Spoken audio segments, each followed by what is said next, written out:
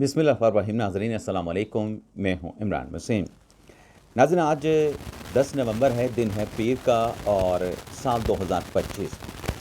इस प्रोग्राम में जो ख़बरें आपके साथ हम शेयर करने जा रहे हैं, उन ख़बरों की डिटेल पे आने से पहले आप देखने वालों की इजाज़त से, रात जो हमने ब्लॉग किया था और सीनियर सहाफ़ी एंकर हामिद मीर साहब ने जो साबिक़ chief justice of Pakistan justice Qazi Faez साहब पर जो एतराज़ात उठाए थे, तो मैंने जो एक पाकिस्तान तहरीक इंसाफ का इंट्रा पार्टी इलेक्शन का जो केस था, जिसमें इलेक्शन कमीशन का फ़ैसला सुप्रीम कोर्ट ने बरकरार रखा था, अब उस फ़ैसले से मुतल्लिक एक इंतहाई अहम नुक्ता आप नाज़रीन के साथ शेयर करना रह गया था, बल्कि एक मिसाल जो है वो आपकी खिदमत में आपके सामने रखने से रह गई थी। मैंने जो कहा था ना कि जो पेशावर हाई कोर्ट का फ़ैसला था इंट्रा पार्टी इलेक्शन का पाकिस्तान तहरीक इंसाफ का, जिसमें इलेक्शन कमीशन का फ़ैसला सेट असाइड कर दिया गया था, जब appeal election commission supreme court में लेके आया था, तो वो उस अपील पे पेशावर हाई कोर्ट का फ़ैसला फौरी तौर पे सस्पेंड करना ज़रूरी था। लेकिन काज़ी फ़ाइज़ साहब ने फ़ैसला सस्पेंड करने की बजाय उस केस को सुनने का फ़ैसला किया था। अब वो अगर फ़ैसला सस्पेंड होता, और जैसे हमारे कुछ साथी, ये जब उनसे बार बार ये सवाल पूछा गया कि आप क्यों चाहते थे कि ये फ़ैसला जो है काज़ी फ़ाइज़ साहब को इंट्रा पार्टी इलेक्शन का जो है वो आप इस पर क्रिटिसाइज़ क्यों करते हैं, तो उसमें एक दलील फिर आखिर, क्योंकि कानूनी सवाल हो रहा था, बे कानून के किस सेक्शन की खिलाफ वर्जी हुई है, आइन के किस आर्टिकल की खिलाफ वर्जी हुई है, तो जब जवाब नहीं बन पा रहा था उस इंट्रा पार्टी इलेक्शन के फ़ैसले पर नाकदीन से, तो उन्होंने ये कहा कि एटलीस्ट काज़ी फ़ाइज़ साहब को ये चाहिए था कि इस फ़ैसले को जो है वो इलेक्शन के बाद तक, इस केस की समाअत को इलेक्शन के बाद तक मुलतवी कर देते। तो नुक्ता मैंने आपको ये बताया था कि उस फैसले को फिर सस्पेंड करना पड़ता। अब उसमें मिसाल क्या है, जैसे जहांगीरी साहब को जुडिशल वर्क से रोका गया इस्लामाबाद हाई कोर्ट के बेंच की तरफ से, जब जहांगीरी साहब अपील यहाँ पे लेके आए तो फौरी तौर पे आइनी बेंच ने उस फैसले को सस्पेंड किया था। तो यहाँ पे जो हलाल हराम की तकसीम है वो भी वाज़ेह करनी ज़रूरी है कि जब हुक्म इम्तना आ जाए, जिनको आज़ाद मंश जज कहा जाता है, तो तब वो तो हुक्म इम्तना जो है वो हलाल करार पाता है। लेकिन अगर दूसरे केस में हुक्म इम्तना की बात हो, जब इंट्रा पार्टी इलेक्शन का केस चल रहा था और हामिद खान साहब ने कहा था कि आप इस केस में लंबी तारीख डाल दें, तो काज़ी फ़ाइज़ साहब ने कहा था कि हमें फिर इस फैसले को, पेशावर हाई कोर्ट का जो फ़ैसला है, इसको सस्पेंड करना पड़ेगा। अब यहाँ पर एक और चीज़ भी, जो नज़रिया ज़रूरत की बात करते हैं कि इलेक्शन के बाद तक इसको ले जाते, अब नज़रिया की ज़रूरत की बात करने वालों की अपनी आइडियालॉजी ये है कि अगर इस नोयत के केसेस में हुक्म इम्तना दिया जाए तो वो हराम करार पाता है। लेकिन आपके सामने एक और मिसाल भी मैं दे देता हूँ कि जिन यूट्यूबर्स के ख़िलाफ़ कार्रवाई का फ़ैसला हुआ था और एक अदालत ने यकतरफ़ा तौर पे फ़ैसला भी दिया था कि इनके जो यूट्यूब चैनल्स हैं उस पर मुतल्लिका अथॉरिटी से, यूट्यूब से, गूगल से रजू किया जाए, इन पर पाबंदी लगे, जब वो फ़ैसला एपलेट फोरम पे उन यूट्यूबर्स ने चैलेंज किया था, तो अफजल मंजूका साहब जज थे जिन्होंने उस फैसले को न सिर्फ सस्पेंड किया था बल्कि यूट्यूबर्स के हक़ में फ़ैसला भी दिया था। अब यहाँ पे चूँकि हमारी तरजीहात हैं, अगर हमारी मन मर्ज़ी का, हमारी ख्वाहिश के मुताबिक फ़ैसला आ जाए फिर तो इंसाफ हुआ है, अदलिया भी आज़ाद है। लेकिन अगर फ़ैसला हमारे ख़िलाफ़ आ जाए तो फिर जज जो है वो टाउट करार पाता है। अब यही जज अफजल मंजूका साहब जो हैं, जब यूट्यूबर्स के हक़ में फ़ैसला दिया तो बड़े अच्छे जज करार पाए, लेकिन जब हादी चट्ठा और ईमान मिज़ारी के ख़िलाफ़ कार्रवाई का आगाज़ हुआ, उनके अरेस्ट वारंट जारी किए गए, तो वो जज टाउट करार पाया। तो यहाँ पर तो इंसाफ सिर्फ वही है जो आपकी मर्ज़ी का है। आपकी मर्ज़ी का इंसाफ नहीं हुआ, आपकी मर्ज़ी का फ़ैसला नहीं हुआ, तो आप कहते हैं कि अदलिया जो है वो 26वीं आइनी तरमीम के बाद कंप्रोमाइज़ हो चुकी है, 27वीं आइनी तरमीम के बाद मज़ीद कंप्रोमाइज़ हो जाएगी। तो ये लॉजिक है। और रात मैंने एक डिटेल से एक ट्वीट भी किया था हामिद मीर साहब के उस बयान पे कि काज़ी फ़ाइज़ साहब ने आइन और कानून की धज्जियाँ बिखेर दी। यहाँ पे चले मैं एक और नुक्ता भी आपकी इजाज़त के साथ आपके सामने रख देता हूँ कि जो इंट्रा पार्टी इलेक्शन या बल्ले के निशान के हवाले से काज़ी फ़ाइज़ साहब के फ़ैसले पर जो तनकीद होती है, काज़ी साहब ने अकेले फ़ैसला नहीं दिया था, उसमें जस्टिस हिलाली साहबा भी थी और जस्टिस मोहम्मद अली मदर साहब भी थे।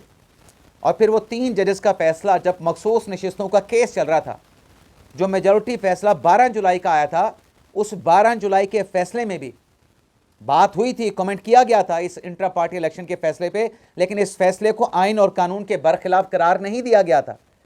सिर्फ अदालत में बैठ के जज साहबान ने ये रिमार्क्स दिए थे, वो जी सुप्रीम कोर्ट का फ़ैसला तो ठीक था लेकिन इलेक्शन कमीशन ने उसकी गलत इंटरप्रटेशन की। ये भी मैं समझता हूँ कि एक सियासी पहलू हो सकता है, ये आइन और कानून के मुताबिक रिमार्क्स नहीं थे। अब आ जाते हैं, हम 27वीं आइनी तरमीम की बात कर लेते हैं। 27वीं आइनी तरमीम में नाज़रीन, जो वोटर्स हैं, ख़ास तौर पे आज 11 बजे जो पार्लिमानी मुश्तरका कमेटी ने जो मसवदा था 27वीं आइनी तरमीम का, उसकी मंजूरी दे दी है।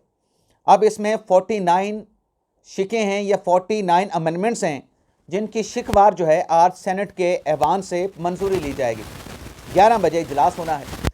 तो ज़ाहिर सी बात है कि नंबर गेम है, तो नंबर गेम को पूरा करने के लिए हुकूमत जो है वो मुतहरक हो चुकी है। अब हुकूमत का एक डेलीगेशन जो है वो बलूचिस्तान में गए हैं। अब्दुल कादिर बलोच साहब जो हैं, उनके साथ जाकर रब्ता किया गया है कि वो तावन करें इस तरमीम की मंजूरी में। और दूसरी तरफ नाज़रीन डेवलपमेंट ये हुई है कि जो सेनेटर इरफान सदीकी साहब हैं, जो कि हुकूमत के सेनेटर हैं, वो अलील हो गए हैं। और जो रिपोर्ट हुआ है उस रिपोर्ट के मुताबिक इरफान सदीकी साहब आज चूँकि शदीद अलालत के बायस आज चूँकि वोटिंग होनी है, आज होनी है, कल होनी है, वो अपना वोट जो है वो 27वीं आइनी तरमीम के हक़ में या 27वीं आइनी तरमीम के लिए जिस साइड पे भी उन्होंने वोट देना है, वो अपना वोट जो है वो कास्ट नहीं कर पाएंगे। क्योंकि रिपोर्ट ये हुआ है कि इरफान सदीकी साहब जो हैं वो वेंटिलेटर पे हैं, इतने शदीद वो अलील हैं। तो ज़ाहिर सी बात है कि 64 जो वोट हैं वो पूरे करने हैं। और 64 वोटों के लिए हुकूमत इत्तेहाद ने, जैसे मैंने कहा कि जो अपने अब्दुल कादिर बलोच साहब हैं, सरफराज बुगटी साहब और वज़ीर आज़म के जो मुशीर हैं राना सनाउल्लाह साहब, उन्होंने दीगर वज़रा के साथ तुरबत में गए हैं। और तुरबत में वहाँ पे डेलीगेशन की सूरत में नेशनल पार्टी के जो सरबराह हैं और रुकने जो सूबाई असम्बली हैं डॉक्टर अब्दुल मालिक से मुलाकात की है। और हुकूमती वफ़द ने वज़ीर आज़म का पैगाम उन तक पहुँचाया है। और ज़राए के मुताबिक मुलाकात में 27वीं आइनी तरमीम और मुल्क की सियासी सूरत हाल से मुतल्लिक़ अमूर पर बातचीत की गई। और उनसे 27वीं आइनी तरमीम पर जो हमायत है अब्दुल कादिर बलोच से, अब्दुल मालिक बलोच से, वो हमायत जो है वो मांगी गई है। लेकिन इसके साथ साथ नाज़रीन, जैसे मैंने कहा कि 11 बजे ये जो मसवदा 27वीं आइनी तरमीम का मुश्तरका पार्लिमानी कमेटी ने एक्सेप्ट किया है, मंजूर किया है। हतमी मंजूरी तो पार्लियामेंट के दोनों ऐवानों से होगी, लेकिन जो पाकिस्तान तहरीक इंसाफ है, पाकिस्तान तहरीक इंसाफ ने, पाकिस्तान तहरीक इंसाफ के साथ MWM ने, और इसके साथ साथ जो PK मैप है उस जमात की तरफ से और मौलाना फजल रहमान की जमात की तरफ से 27वीं आइनी तरमीम की जो सेनेट ऐवान से मंजूरी है, इस मंजूरी का जो प्रोसेस है इसका बाइकआउट किया गया है। अब 49 ये शिकें हैं, अमेंडमेंट्स हैं, जिसकी शिकवार मंजूरी का मतलब ये है कि एक एक करके तमाम शिकों की जो है वो मंजूरी ली जाएगी। लेकिन आज के इस अहम इजलास से पहले जो रिपोर्ट की सूरत में जो तरामीम मंजूर हुई हैं, रिपोर्ट की सूरत में ऐवान में लाई जाएंगी। मंजूरी का फ़ैसला आज करना है, कल करना है, ये सेनेट के चेयरमैन का अख्तियार है। लेकिन इसमें जो झटके वाली बात है, एक तो हुकूमत को भी झटका लगा है कि एक वोट जो पॉकेट में था वो स्लिप हो गया है इरफान सदीकी साहब की अलालत से, या एक वोट जो है वो निकल गया है, कम पड़ गया है। अब वो वोट भी पूरा करना है, क्योंकि 64 का आपको मैजिक फिगर चाहिए। ये 27वीं आइनी तरमीम का जो मसवदा है वो पार्लियामेंट के सेनेट के ऐवान से मंजूर करवाने के लिए। लेकिन इसके साथ साथ नाज़रीन, अपोजिशन इत्तेहाद को भी, तहरीक इंसाफ को भी, और जो अचकज़ई साहब हैं उनको भी एक बड़ा झटका लगा है। अब खान साहब की ख्वाहिश पे ये अपोजिशन अलाइंस बना, जिसका सरबराह जो है महमूद खान अचकज़ई साहब को बनाया गया, जिसमें अलामा राजा नासिर अब्बास साहब भी हैं, जिसमें मुस्तफ़ा नवाज़ खोखर साहब भी हैं, जिसमें मोहम्मद ज़ुबैर साहब भी हैं, PTI के साबिक रहनुमा हैं, साबिक गवर्नर भी हैं सिंध के। अब इनकी तरफ से परसों रात जो ऐलान किया गया था कि हम एक तो ऐवान में नहीं जाएंगे, बल्कि ऐलान तो इनका ये था कि हम ऐवान को चलने नहीं देंगे, लेकिन ये तो ऐवान की कार्रवाई में आ ही नहीं रहे। दूसरा, इनकी तरफ से ऐलान किया गया था कि 27वीं आइनी तरमीम के ख़िलाफ़ हम मुल्कगीर तहरीक चलाएंगे, मुल्कगीर एहतजाज करेंगे, और उसका आगाज़ जो है कल रात से किया जाना था।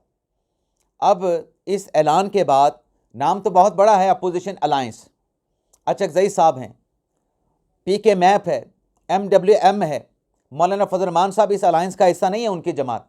दूसरी तरफ पाकिस्तान तहरीक इंसाफ है, और खान साहब भी इस अलायंस से यही चाहते हैं कि आप एहतजाज करें, आप एहतजाज के लिए निकलें, आप एक एहतजाजी तहरीक चलाएं हुकूमत के ख़िलाफ़, निज़ाम के ख़िलाफ़। तो कल इस एहतजाजी तहरीक का, बल्कि मुल्क की एहतजाजी तहरीक का आगाज़ होना था। तो क्या बना?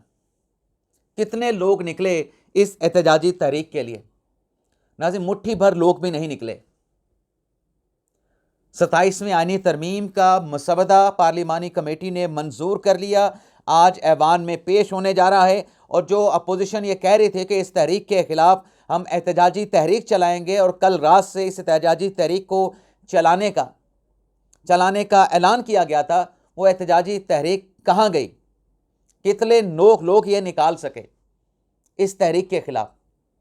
तो ये अपोजिशन अलायंस के लिए एक बहुत बड़ा झटका है कि आपने ऐलान भी कर दिया एहतजाजी तहरीक चलाने का, लेकिन आपकी उस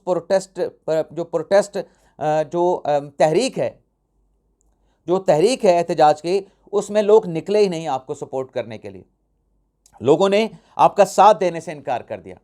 अब इस आईनी तरमीम के मसवदे में, पैकेज में, जो हुकूमती अलायंस जो जमातें हैं, जिसमें बल्दियाती इंतखाबात के निज़ाम को, लोकल गवर्नमेंट के निज़ाम को मजबूत करने के हवाले से जो MKM का प्रपोज़ल था, जो बैप पार्टी का प्रपोज़ल था कि जो सूबाई असम्बली की सीटें हैं उनको बढ़ाया जाए, और जो एक और प्रपोज़ल था, वैसे तो पंजाब हुकूमत ने भी कहा था कि बल्दियाती जो लोकल गवर्नमेंट जो सिस्टम है उससे भी 27वीं आईनी तरमीम को जो है वो शामिल किया जाए।